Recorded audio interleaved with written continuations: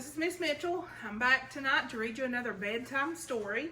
Tonight's story is called Chrysanthemum, and it's by Kevin Hinks.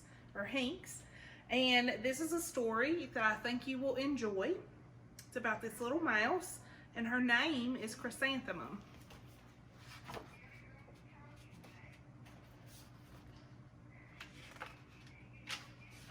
The day she was born was the happiest day in her parents' lives.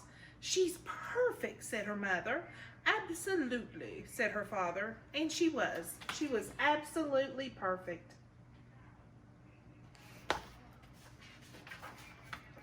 "Her name must be everything she is," said her mother. "Her name must be absolutely perfect," said her father. And it was. Chrysanthemum. Her parents named her Chrysanthemum. Chrysanthemum grew and grew and grew, and when she was old enough to appreciate it, Chrysanthemum loved her name. It's a very unusual name. She loved the way it sounded when her mother woke her up. She loved the way it sounded when her father called her for dinner. And she loved the way it sounded when she whispered it to herself in the mirror. Chrysanthemum, chrysanthemum, chrysanthemum. Chrysanthemum loved the way her name looked when it was written with ink on an envelope. She loved the way it looked when it was written with icing on her birthday cake. And she loved the way it looked when she wrote it herself with her fat orange crayon. Chrysanthemum, chrysanthemum, chrysanthemum.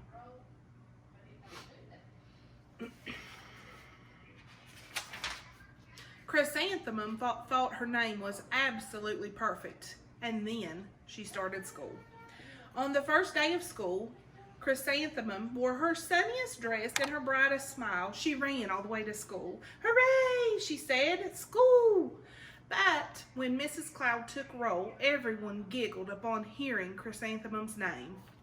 Dawn, Eve, Lois, Al, Les, Tay, Max, Sue, Bill, Pat, Tom, Sam, Ken, Joe, Rita, Victoria, and Chrysanthemum. It's not very nice to make some fun of someone's name. "It's so long," said Joe. "It scarcely fits on your name tag," said Rita, pointing. "I'm named after my grandmother," said Victoria. "You're named after a flower." Chrysanthemum wilted. She did not think her name was absolutely perfect. She thought it was absolutely dreadful. The rest of the day was not much better. During nap time, Victoria raised her hand and informed Mrs. Chudd that Chrysanthemum's name was spelled with 13 letters. "That's exactly half of as many letters as there are in the entire alphabet," Victoria explained. "Thank you for sharing with us, Victoria," said Mrs. Chudd. "If I had a name like yours, I'd change it," Victoria said, as the students lined up to go home. "I wish I could," thought Chrysanthemum miserably. "Welcome home," said her mother. "Welcome home," said her father. "School is no place for me," said Chrysanthemum.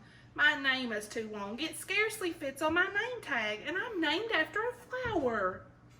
"Oh, pish," said her mother. "Your name is beautiful, and precious and priceless and fascinating and winsome," said her father. "It's everything you are. Absolutely perfect."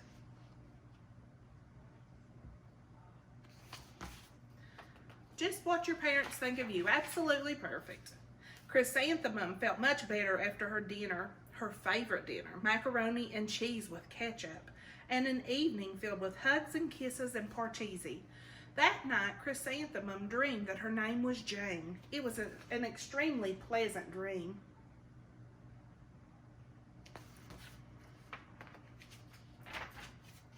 The next morning, Chrysanthemum wore her most comfortable jumper. She walked to school as slowly as she could. She dragged her feet in the dirt. "Chrysanthemum, chrysanthemum, chrysanthemum," she wrote.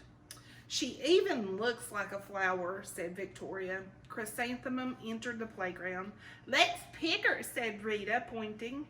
"Let's smell her," said Joe. Chrysanthemum wilted. She did not think her name was absolutely perfect. She thought it was absolutely dreadful.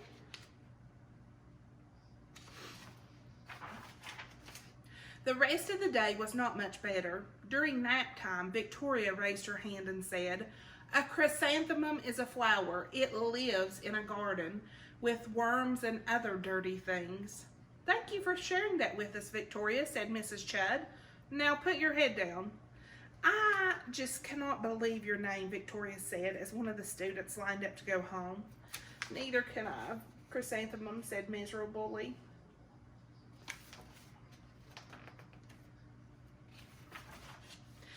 "Welcome home," said her mother. "Welcome home," said her father. "School is no place for me," said Chrysanthemum. "They said I even look like a flower. They pretended to pick me and smell me." "Oh, pish," said her mother. "They're just jealous and envious and begrudging and discontented and jaundiced," said her father. "Who wouldn't be jealous of a name like yours?" said her mother. "And after all, it's absolutely perfect," said her father. Chrysanthemum felt a trifle bit better after her favorite dessert, chocolate with buttercream frosting, and another evening filled with hugs and kisses and parcheesi. It's a good thing she has her mom and dad there with her so they can help cheer her up, isn't it? That night, Chrysanthemum dreamed that she really was a chrysanthemum. She sprouted leaves and petals. Victoria picked her and plucked the leaves and petals one by one until there was nothing left but a scrawny stem. It was the worst nightmare of Chrysanthemum's life. Chrysanthemum wore her outfit with 7 pockets the next morning. She loaded the pockets with her most prized possessions and her good luck charms. Chrysanthemum took the longest route possible to school. She stopped and stared at each flower. "Chrysanthemum, chrysanthemum, chrysanthemum," the flowers seemed to say.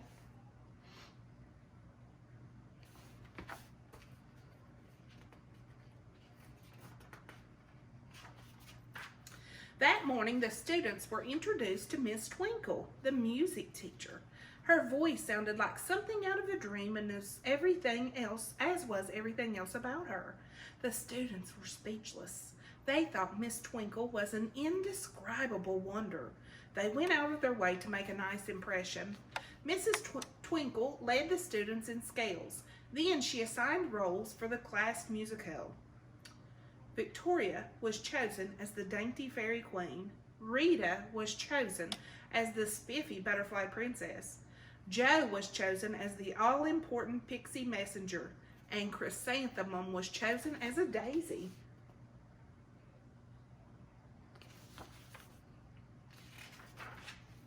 "Chrysanthemum's a daisy, chrysanthemum's a daisy," Jo, Rita, and Victoria chanted, thinking it was wildly funny. Chrysanthemum wilted. She did not think her name was absolutely perfect. She thought it was absolutely dreadful. "What's so humorous?" asked Miss Twinkle. "Chrysanthemum," was the answer. "Her name is so long," said Jo. "It scarcely fits on her name tag," said Rita, pointing. I'm named after my grandmother," said Victoria. "She's named after a flower."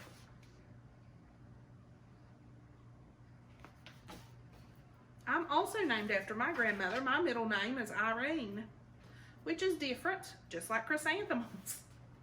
"My name is Long," said Miss Twinkle. "It is," said Jo. "My name would scarcely fit on a name tag," said Miss Twinkle. "It would?" said Rita, pointing. "And," said Miss Twinkle, "I'm named after a flower too." "You are?" said Victoria. "Yes," said Miss Twinkle. "My name is Delphinium. Delphinium Twinkle. And if my baby is a girl, I'm considering Chrysanthemum as a name. I think it's absolutely perfect." Chrysanthemum could barely believe her ears. She blushed, she beamed, she bloomed. Chrysanthemum, chrysanthemum, chrysanthemum.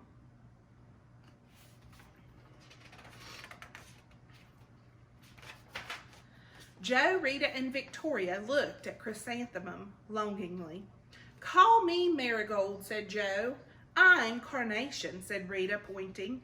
"My name is Lily of the Valley," said Victoria.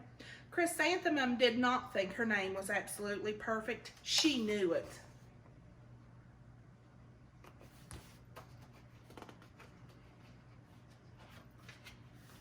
Okay, it says epilogue, which means that's the end of the story and they're wrapping up and tell you what's going on after the story takes place. It said, overall, the class musical was a huge success. Chrysanthemum was absolutely perfect as a daisy.